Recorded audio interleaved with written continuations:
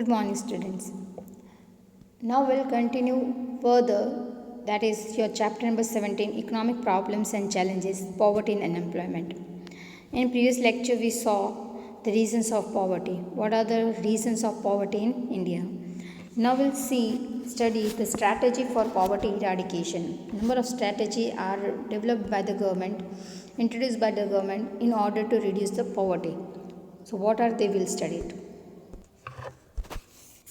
Yes, now the strategy of poverty eradication. Eradication का मतलब होता है मिटा देना.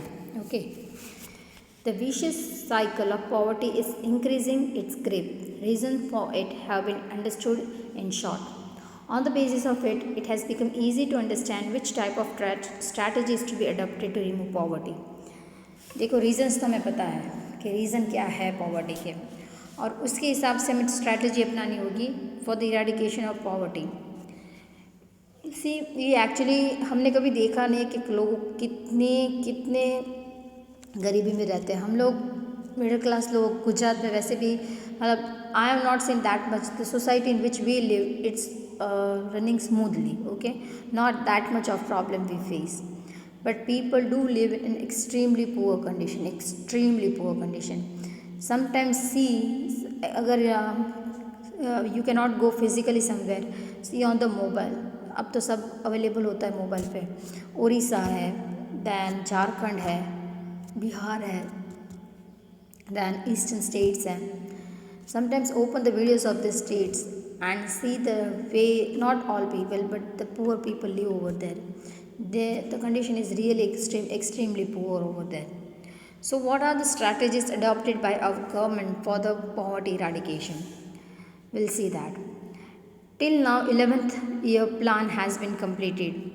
अब तो उससे भी ज़्यादा है, ये पुराना डेटा है. So it is 12th, I think so, 12th or 13th. Till then, neglection of rural areas in strategy for development of Indian economy and work plan is found mainly responsible for poverty. See now, neglection of rural areas in strategy and development of Indian economy or work plan. आपको ऐसा लगेगा it is not easy to change, it is really difficult to change the things, but things change हुई है. You see the model of other countries.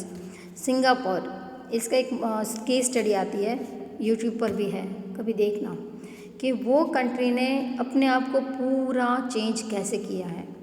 Today Singapore is consider one of the richest country in the world of Asia. Asia की तो Asia में one of the top 10 में rich country में आती है वो, पर वो साइज़ में बहुत छोटी है. But then too they have adopted a best strategic plan to change over, make over हम जो कहते हैं वो. ओके, जो इंडिया में पॉसिबल नहीं होता है because of overpopulation, over poverty and over unemployment. Golden pinnacle of Indian economy may be there in urban areas, but the base lies in rural areas only. Pinnacle, you know, हमने chapter number third में पढ़ा था. Pinnacle मतलब टोच, जो मंदिर का टोच होता है उसको पिनाकल कहते हैं. Oh yeah it is of economy. Villages are heart of Indian economy, so in order to keep them alive and prosperous, a large part of budget should have been spent after them. Actual economic development, social development and cultural development of India is possible by developing village only. See, village को develop करके, you know, I told you one example, I don't know whether in your class or what. You circle आप बहुत सारे circle बनाओ. Okay, now अगर आपका base circle है, जो सबसे छोटा सर्कल है, if that is not fully round, then उसके बेसिस पे आप आगे का सर्कल बनाते हो तो वो भी राउंड फुल्ली बनेगा नहीं. Okay, so it is very important that your base, your inner circle should be perfect. Because of that your outer circle, outer layer will go on in that cycle only. So it is very much important that हमारे जो गाँव हो वो समृद्ध हो. Okay, if they are having all the facilities, they are well developed, then obviously by that next step will also be developed. You know the country Siberia एक rich country है. It is a European country. Russia में से अलग हुई country है. Okay, a small country. Number of population, nearly 70% of its population stay in villages still. Okay, छोटे छोटे गांव में रहते वो लोग. बट कभी देखना उन लोगों के गांव कितने एडवांस होते हैं। They don't need to go to village, उनको need to go to cities. ऐसा होता भी नहीं कि हम ये गांव छोड़ के हम सिटीज़ में चले जाएं, नहीं होता है, because they get all the facilities over there, so why they will live there villages. So that is the thing कि अगर आपको डेवलप होना है then first you develop your villages. ग्रामोदय से भारतोदय, present government has implemented the basic idea that upliftment of country is possible only through the upliftment of villages. Central and state government have emphasized on implementation of new plans and programs for removal of poverty. So ग्रामोदय से भारतोदय, ये this is the basic of this paragraph. If opportunities for employment will be created, a flow of income will increase and poverty will decrease. See now, if opportunities of employment will be created, अगर गांव में employment की opportunities हो, then there are three things that will get affected. एक तो यहाँ पे बोला है flow of income यहाँ पे increase होगा, गांव में पैसे आने लगेंगे जिसकी वजह से वहाँ पे पॉवर्टी कम होगी। सेकेंड, अगर वहाँ पे पैसे होंगे तो no one will even dream और will try to move to cities. अब है ना, गांव में से लोग सभी लोग को शहर में रहने जाना है, क्यों? क्योंकि शहर में सब फैसिलिटीज़ अवेलेबल है, शहर में चकाचौंध की लाइफ है, गांव में वो सब फैसिलिटीज़ मिलती नहीं है। So everyone wants to shift to city area, but if at all everything is provided in village then they will not move to cities. Okay, so the flow of people and flow of income both will get diverted towards village. Next comes, see now, this is Gram Uday se Bharat Uday Abhiyan. I was searching this, it is from 14 to 24th April. Actually see, it is written over here कि इतने दिन का programme था, still it is working or I am not getting the idea over here. The government of India launched the scheme of Gram Uday se Bharat Uday when from 14th April to 24th April 2016. That is a point. From मतलब एक clear point दे दिया है कि 14 अप्रैल से लेकर 24 अप्रैल तक ये scheme launch की गई थी। तो बाकी 10 दिन में इस स्कीम में काफ़ी सारे चेंजेस लाए गए होंगे, but then it has been so it was a scheme for you can say 10 days. The main aim was to develop the Panchayati Raj and the conditions of the village. From Mao village in Madhya Pradesh, central government started this scheme. कहाँ से ये शुरू की गई थी? मध्य प्रदेश से, माओ village यहाँ से। This 11-day program was divided into 3 parts mainly for 3 days, 4 days and 5 days. सो इसको ऐसे करके चलाया गया था, ग्राम उदय से भारत उदय। अलग अलग छोटे छोटे गांव में पंचायती राज को सुधारा गया था, बाद में वहाँ पे क्या क्या प्रॉब्लम है उस हिसाब से उस गांव की मतलब the working process will start accordingly. After independence government has started a thrust to develop large scale heavy and key industries along the slogan गरीबी हटाओ। ये स्लोगन दिया था इंदिरा गांधी जी ने। Okay, remove poverty. It was given in the year I think not 84 में तो उनकी death हो गई थी, सो इट वाज इन 78 और 79 के साल में। गरीबी हटाओ है ना, हर बार चुटनी का एक स्लोगन होता है, अब की बार मोदी सरकार, like that it was a slogan given by Indira Gandhi ji. So you know I was seeing one BBC का एक इंटरव्यू था इंदिरा गांधी का, BBC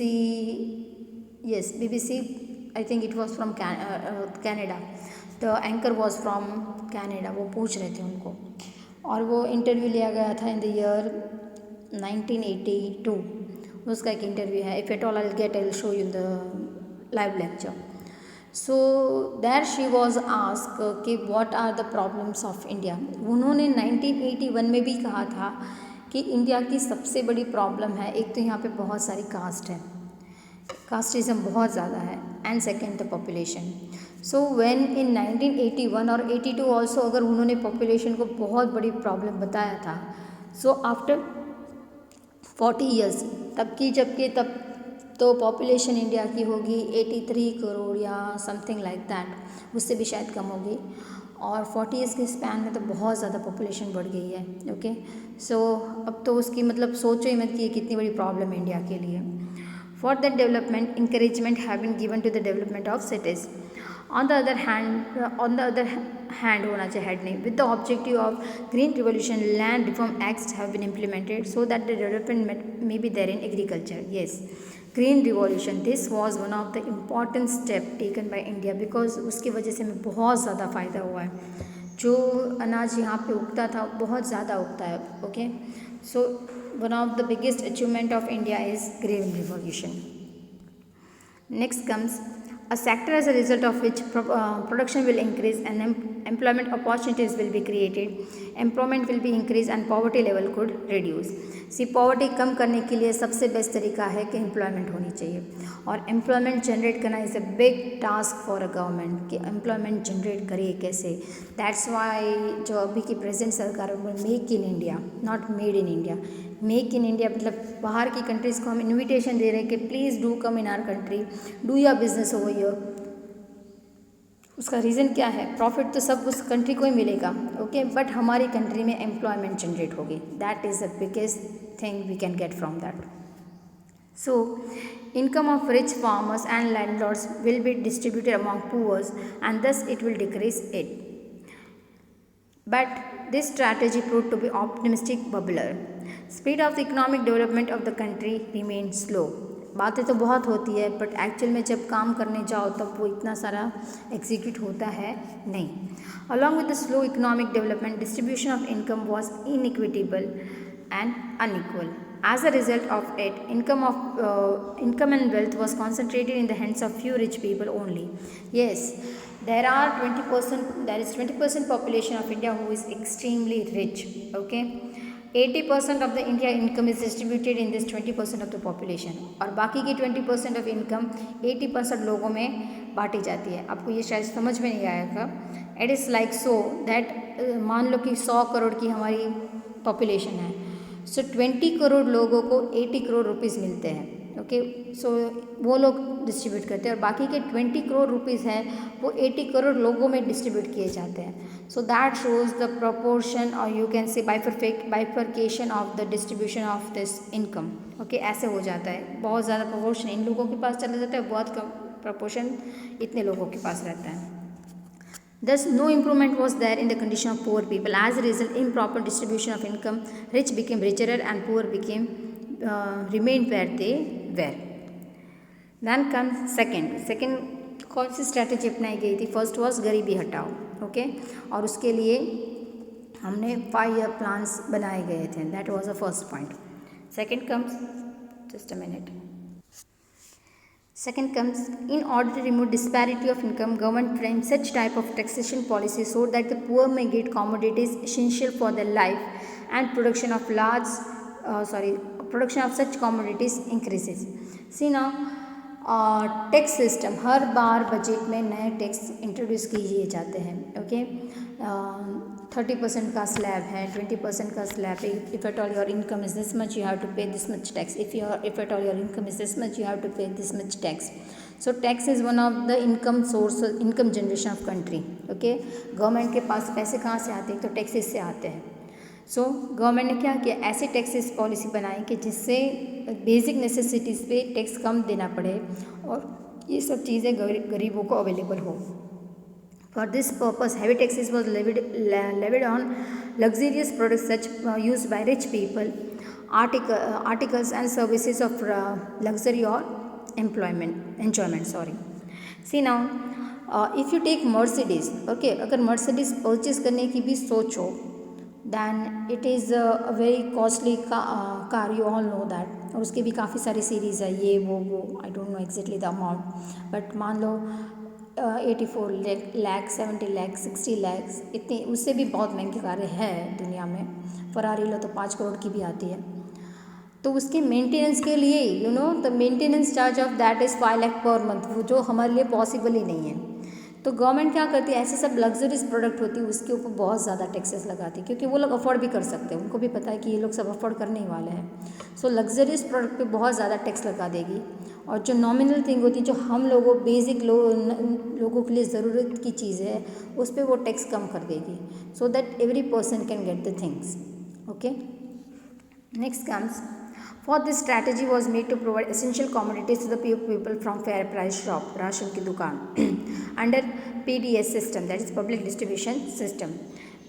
There were numbers of photos, but actually आप सबको राशन की दुकान पता होती है कि हाँ it is fair price shop लिखा होता है राशन की दुकान, और जहाँ पे लोगों को बहुत कम प्राइस में गवर्नमेंट प्रोडक्ट्स मिलते हैं. By doing so, it has tried to improve the living standard of people. Thus, government has tried that there should be decrease in production of luxurious items utilized by the rich, and available resources should be utilized to produce the commodities used by the poor. Yes, ये चीज़ें कम बने और ये चीज़ें ज़्यादा बने, जिससे poor लोग अपनी ज़रूरत पूरी कर सकें.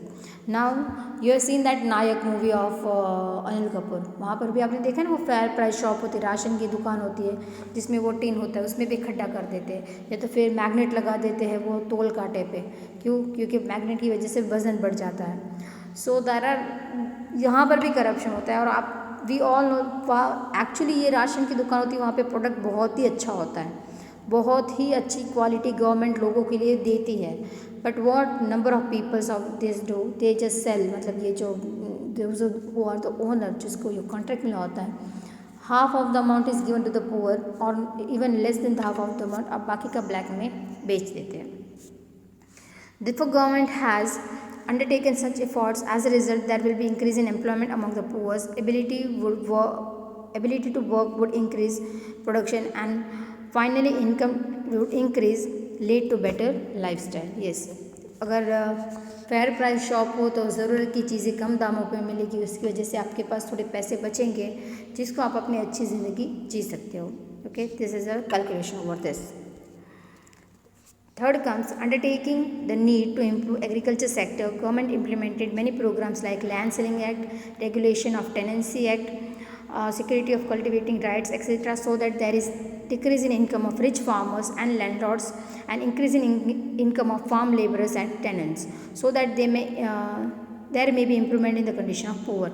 So see, first was Garibi Hatao, second was taxation, third is number of policies in the agriculture sector. कौन से प्रोग्राम्स किए गए? Land selling act and regulation of tenancy. Regulation of tenancy act मतलब टेनेंट को है ना, owner क्या करते हैं कि वो भाग्य होते हैं, उनको बहुत कम पैसे देते हैं, खुद कुछ काम करते नहीं, उनके पास वो पूरा साल काम करते हैं, पर उनको बहुत मिनिमम अमाउंट दिए जाते हैं. सो इसके वो सब चेंजेस किए गए थे. Okay, security of cultivating rights. Government बोल देगी आप अगर कुछ मान लो समथिंग हैपन्स, या फ्लड आ जाए, या फेमिन आ जाए, या ड्राउट आ जाए, दैन एक सिक्योरिटी है कि कुछ भी अगर हो जाता है बेहतर, then it is okay, there will be no problem. But in case अगर कुछ प्रॉब्लम हुई, देन यू विल, वो बोलते हैं इंश्योरेंस प्लान, इससे इंश्योरेंस दी जाती है दैट यू भी मिनिमम अमाउंट ऑफ इतना तो मिलेगा ही. Okay, so fourth is government has announced the policy to encourage agriculture related industries such as cattle rearing, dairy, pisciculture, afforestation. This helps in order to develop small irrigation scheme, household industries, cottage industries, small scale industries. So in short, ये सब किसको belong करता है? Primary sector को. ये सभी चीज़ें मतलब गवर्नमेंट ने किस पे ध्यान देने की सोची? प्राइमरी सेक्टर पे. ऐसी सब पॉलिसीज़ बनाइए कि प्राइमरी सेक्टर को फ़ायदा हो, इन शॉर्ट विलेज को फ़ायदा हो. In order to make people self-reliant, government has stressed on the labor-intensive industry so that the employment increases. At the same time, it has announced policy and helped many traditional industries, handlooms, cottage industries. Arrangements have been made for many household industries so that there is increase in the employment in rural areas. You have seen that movie. I don't know whether you have seen, but it is one of the nice movies showing the corruption in the government. Well done, Abba. ये बोमन ईरानी की एक movie है, देखना अगर time हो तो, कभी कहीं पे मिले तो देखना कि कैसे करप्शन किया जाता है गवर्नमेंट में. एक वो बावड़ी, एक्चुअली बावड़ी मतलब well. Okay, it is a movie belonging to Hyderabad area, और उनको एक वेल चाहिए होती है अपने खेतर में, क्योंकि उससे वो लोग इरिगेशन कर सके, वाटर फैसिलिटी के लिए. and what all things and how the things go over there, you see that you will understand how the things are going in this sector. Okay, so this is one of the, ये जो बोला ना कि government ने बहुत सारी policy बनाई है एग्रीकल्चर की, it was from that only. For this purpose, objectives based on education, training and skill development programs have been started. Government has implemented programs of self-employment as a part of strategy to improve their condition. For this new field of employment have been opened so that their income increases. काफ़ी सारे self employment scheme government ने बाहर निकाले हैं. ऐसे सब centres भी चलते हैं जहाँ पे आपको मतलब you can say parlour work, tailoring work, then handcraft, ये सब सिखाए जाते हैं. Okay, to make you yourself reliant. Next comes, government has improved the structure of education, health, residence, employment, family planning, communication, etc. It has improved irrigation facilities, road, crop, skill, training field, agriculture, developed varieties of crop, bank loan, and obtaining fertilizer, tractor. Such type of variety of steps have been taken for rural upliftment.